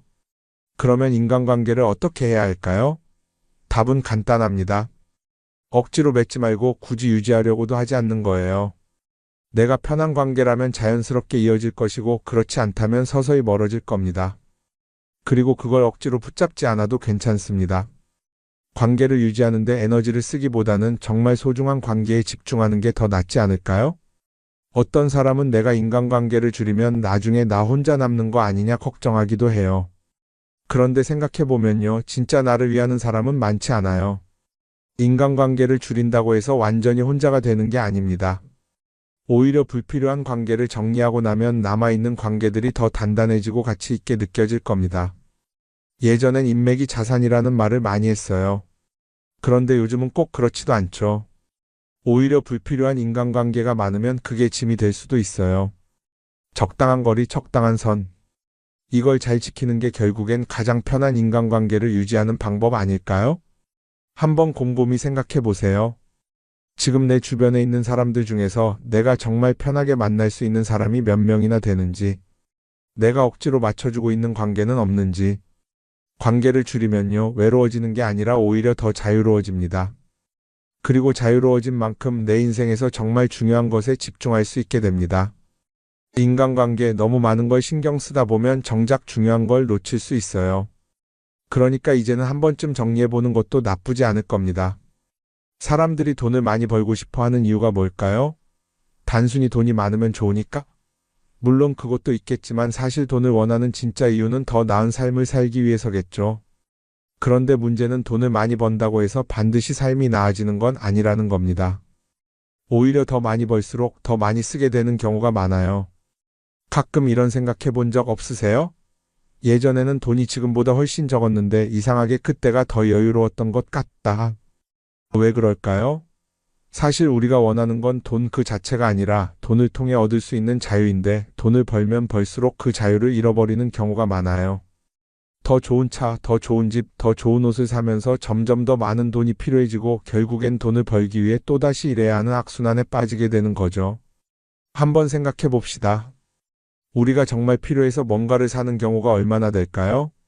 필요해서라기보다는 남들이 가지고 있으니까, 없어 보이기 싫으니까, 혹은 그냥 기분 전환을 위해서 소비하는 경우가 훨씬 많아요.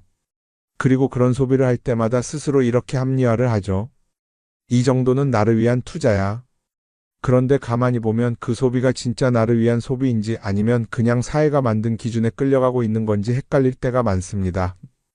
예를 들어 예전에는 스마트폰 하나면 충분했는데 이제는 스마트워치도 있어야 하고 무선 이어폰도 필요하고 태블릿도 있어야 할 것 같고 하나를 사면 또 다른 무언가가 필요해지는 시기예요. 사실 이건 우리가 그렇게 만들어진 겁니다. 광고도 그렇고 SNS도 그렇고 자꾸 우리에게 이렇게 말하죠. 이걸 사야 더 행복해질 수 있어요. 그런데 정작 그걸 사고 나면 어때요? 처음 며칠은 좋죠. 그런데 시간이 지나면 또 다른 걸 사고 싶어져요. 왜냐하면 물건이 우리를 오래 행복하게 만들어주지는 않거든요. 특히 요즘은 SNS가 이런 소비 심리를 더 부추기는 것 같아요. 예전에는 친구들끼리 만나서 나 새로 샀어 하고 자랑하는 게 전부였는데 이제는 SNS에 올리면서 전 세계 사람들에게 보여주잖아요. 그러다 보니까 남들도 다 뭔가를 사서 올리고 나도 따라해야 할 것 같은 기분이 드는 거예요. 그런데 중요한 건 그 사람들도 사실은 나와 똑같은 기분이라는 겁니다. 내가 남을 부러워하는 만큼 나도 누군가에게 부러움을 사려고 애쓰고 있는 거죠. 결국 끝없는 비교와 소비 속에서 진짜 중요한 걸 놓치게 되는 겁니다. 한번 이렇게 생각해보면 어떨까요? 만약 내가 지금부터 딱 1년 동안 불필요한 소비를 하지 않는다면 내 삶이 어떻게 변할까? 아마 처음에는 답답할 수도 있어요. 사고 싶었던 걸 참아야 하니까. 그런데 그걸 몇 번 참고 나면 어느 순간 깨닫게 될 겁니다. 내가 굳이 이걸 안 사도 괜찮네? 그렇게 불필요한 소비가 줄어들면 자연스럽게 돈이 쌓이겠죠. 그런데 돈이 쌓이는 것보다 더 중요한 게 있어요. 바로 마음의 여유가 생긴다는 겁니다. 돈을 쓰지 않는다고 해서 불행해지는 게 아니라 오히려 소비로부터 자유로워지면서 진짜 행복을 찾을 수 있어요. 물론 이걸 실천하는 게 쉽지는 않겠죠. 우리 주변에는 소비를 부추기는 것들이 너무 많으니까요. 하지만 적어도 이런 건 해볼 수 있습니다. 뭔가를 사고 싶을 때 한 번만 스스로에게 물어보는 거예요. 이게 정말 나한테 필요한 걸까? 아니면 그냥 순간적인 욕심일까? 만약 그 질문을 던졌을 때 5초 안에 당연히 필요하지 라는 답이 나오지 않는다면 사실 그건 없어도 되는 물건일 가능성이 큽니다. 정말 필요한 건 고민할 필요도 없이 바로 떠오르거든요.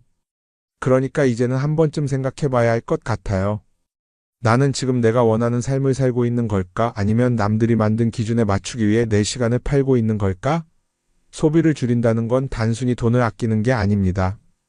그건 결국 내 삶의 선택권을 되찾는 일이거든요.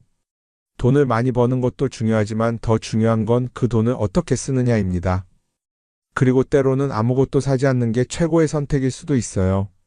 우리는 요즘 SNS 없이 사는 게 거의 불가능한 시대에 살고 있죠. 아침에 눈 뜨자마자 휴대폰을 확인하고 출근길에도 SNS를 보고 잠들기 전까지도 계속 들여다봅니다.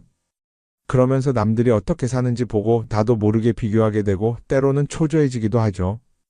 SNS에 올라오는 사진들 한번 보세요. 맛집에서 멋진 음식을 먹고 해외여행을 다니고 좋은 옷을 입고 성공한 삶을 사는 사람들. 그런데 가만히 보면 이 사람들이 정말 행복해서 저런 사진을 올리는 걸까요? 아니면 그냥 행복해 보이고 싶은 걸까요? 실제로 SNS에 가장 많이 올라오는 사진이 뭔지 아세요? 남들이 부러워할 만한 순간들입니다. 집에서 편하게 쉬고 있는 모습이나 출근길에 지친 얼굴, 어제 먹다 남은 배달 음식 사진 같은 건 잘 안 올리죠. 대신 멋진 레스토랑, 명품 가방, 고급 호텔 같은 것들이 올라옵니다. 왜 그럴까요? 결국 SNS는 보여주기 위한 공간이기 때문입니다. 여기서 중요한 게 있어요. 우리가 SNS에서 보는 건 그 사람의 삶 전체가 아니라 편집된 일부 장면이라는 겁니다. SNS는 마치 한 편의 다큐멘터리나 영화처럼 잘 꾸며진 장면들만 보여줍니다. 그런데도 우리는 그걸 보면서 아, 저 사람은 나보다 더 행복하구나 하고 착각하죠. 예를 들어 SNS에서 한 친구가 해외여행을 가서 아름다운 풍경을 찍어 올렸다고 해볼게요. 우리는 그걸 보면서 부럽다, 나도 저렇게 살고 싶다라고 생각하겠죠. 그런데 정작 그 친구는 사진을 찍고 나서도 일 때문에 스트레스를 받고 있을 수도 있고 여행 비용을 감당하느라 카드가 걱정을 하고 있을 수도 있습니다. 그 부분은 우리는 알 수가 없죠. 그런데 문제는 이렇게 남들과 비교하는 습관이 쌓이면 결국 내 삶이 초라하게 느껴진다는 겁니다. 원래는 그냥 조용히 살아도 괜찮았는데 SNS를 보고 나면 나만 뒤처지는 것 같고 뭔가를 더 해야 할 것 같고 괜히 불안해지죠. SNS는 기본적으로 사람들의 비교 심리를 자극합니다. 남들이 가진 걸 나도 갖고 싶게 만들고 남들이 하는 걸 나도 해야 할 것 같은 기분이 들게 만들죠. 그러다 보니 필요하지도 않은 걸 사게 되고 무리해서라도 화려한 곳에 가게 되고 남들에게 보여주기 위해 사는 삶을 살게 됩니다. 그럼 어떻게 해야 할까요? 사실 정답은 간단합니다. SNS에서 보이는 것들을 곧이곧대로 믿지 않는 것입니다. 그리고 더 중요한 건 남과 비교하는 걸 멈추는 것이에요. 어떤 사람이 비싼 차를 타고 다닌다고 해서 그 사람이 꼭 행복한 건 아닙니다. 좋은 차를 타고 다니지만 밤마다 사업 걱정에 잠 못 이루는 사람도 많아요. 반대로 대중교통을 이용하지만 마음 편하게 사는 사람도 있죠. 결국 행복은 보이는 것이 아니라 느끼는 것입니다. SNS를 덜 보면 덜 불행해진다는 연구 결과도 있어요. 하루 종일 남의 삶을 보면서 비교하는 시간을 줄이면 내 삶에 집중할 수 있는 시간이 많아지는 겁니다. SNS를 완전히 끊을 필요는 없지만 최소한 그 안에 있는 것들이 전부 진짜라고 생각하지 않는 태도는 필요합니다. 우리는 누구나 자신만의 속도로 살아가고 있어요. 남들은 남들대로 사는 거고 나는 나대로 살면 됩니다. SNS에서 남들의 화려한 모습을 볼 때마다 한 번쯤 이렇게 생각해 보세요. 이건 그 사람이 보여주고 싶은 삶일 뿐이다. 그러면 조금은 편해질 겁니다. 사람들은 다들 자기 인생을 살아간다고 생각하죠. 그런데 가만 보면 정말 자기 인생을 사는 사람이 얼마나 될까요? 많은 사람들이 사실은 남이 만들어 놓은 기준에 맞춰서 살고 있어요. 좋은 대학, 좋은 직장, 좋은 차, 좋은 집. 다들 이런 걸 목표로 삼지만 정작 내가 원하는 삶이 뭔지 깊이 생각해 본 적이 없는 경우가 많아요. 이건 어릴 때부터 교육받아온 방식과도 관련이 있어요. 우리는 어릴 때부터 이렇게 살아야 한다는 틀 안에서 자라죠. 공부 열심히 해서 좋은 성적을 받아야 하고 좋은 직장을 가져야 하고 결혼도 적당한 때에 해야 하고 마치 인생이 정해진 수순이라도 있는 것처럼요. 그러다 보니 나 스스로 정말 원하는 걸 고민하기보다는 그냥 남들이 정해놓은 목표를 따라가게 돼요. 그런데 이렇게 남의 기준에 맞춰서 살다 보면 어느 순간 공허함을 느끼게 됩니다. 이게 정말 내가 원했던 삶인가? 하는 의문이 들 때가 오죠. 어릴 땐 성적이 목표였고 사회에 나와서는 연봉이 목표였고 결혼하고 나서는 아이 교육이 목표였는데 그 목표를 이루고 나면 허무한 거예요. 계속 뭔가를 이루긴 했는데 정작 나는 어디에 있는지 모르겠는 거죠. 진짜 중요한 건 내가 원하는 게 뭔지를 아는 것이에요. 그런데 이게 쉽지 않죠. 오랫동안 남의 기준대로 살아왔기 때문에 막상 내가 정말 원하는 게 뭐지? 하고 물어보면 선뜻 대답하기 어려운 경우가 많아요. 하지만 이 질문을 하지 않으면 우리는 평생 남이 정한 기준 속에서 살게 됩니다. 그럼 어떻게 해야 할까요? 첫 번째로 필요한 건 내가 왜 이런 생각을 하게 됐는지 스스로 점검하는 거예요. 예를 들어 내가 비싼 차를 사고 싶다고 생각한다면 그게 정말 내 필요 때문인지 아니면 남들에게 잘 보이기 위해서인지 한번 따져봐야 해요. 만약 남들이 나를 어떻게 볼까 하는 게 더 중요하다면 그건 내 기준이 아니라 사회가 만들어 놓은 기준일 가능성이 큽니다. 두 번째는 다른 사람의 의견에 휘둘리지 않는 연습을 하는 거예요. 우리는 살아가면서 끊임없이 남들의 평가를 받죠. 그 나이에 그런 걸 시작한다고? 지금 그게 가능하겠어? 이런 말들이 우리를 흔들어 놓습니다. 그런데 그런 말에 신경 쓰다 보면 결국 아무것도 하지 못하게 돼요. 중요한 건 남들이 뭐라고 하든 내가 결정하는 거예요. 물론 남의 조언을 들을 수도 있고 참고할 수도 있죠. 하지만 최종 결정은 항상 내 몫이어야 합니다. 내가 결정하고 내가 책임지는 거. 그렇게 해야 내 삶을 온전히 내 것으로 만들 수 있어요. 세 번째는 내가 한 선택에 책임지는 자세를 가지는 거예요. 많은 사람들이 무언가를 선택하고 나서도 후회하죠. 괜히 이걸 했나? 이 선택이 잘못된 건 아닐까? 그런데 한 가지 확실한 건 후회한다고 해서 과거가 바뀌지는 않는다는 거예요. 내가 한 선택이라면 그 선택이 틀렸다고 해도 받아들이고 그 안에서 최선을 다하는 게 더 중요해요. 이렇게 말하면 그럼 실수하면 어떡하죠? 라고 걱정하는 분들도 있을 거예요. 하지만 생각해보면 우리가 실수를 두려워하는 이유도 결국 남의 시선 때문이에요. 내가 실패하면 남들이 날 어떻게 볼까? 이런 걱정이 더 크죠. 그런데 남들은 생각보다 우리한테 관심이 없어요. 우리가 성공하든 실패하든 남들은 자기 삶을 사느라 바빠요. 그러니까 내 인생의 주인은 결국 나 자신이라는 걸 명확히 할 필요가 있어요. 내 선택을 하고 그 선택에 책임지면서 남이 아니라 나에게 맞는 길을 찾는 것. 그게 진짜로 내 삶을 살아가는 방법이 아닐까요? 어쩌면 우리는 너무 오랫동안 이렇게 살아야 한다는 틀 속에 갇혀 있었는지도 모릅니다. 하지만 이제는 한 번쯤 생각해 봐야 합니다. 나는 진짜 내 삶을 살고 있는가? 그리고 만약 아니라면 지금부터라도 조금씩 바꿔보면 어떨까요? 동글동글 콩으로 만든 청국장 동글동글 콩으로 만든 청국장 찌개로도 먹고요 가루는 생수에도 타서 먹어요 우리 모두 건강을 챙겨봐요 생트맘 청국장 동글동글 콩으로 만든 청국장 동글동글 콩으로 만든 청국장 성필립 보생태마을 생태맘장터의 청국장 가루가 유명합니다. 구매하시면 인생 스케치 채널과는 무관하며 성필립 보생태마을의 국내외 비영리 활동에 도움이 됩니다.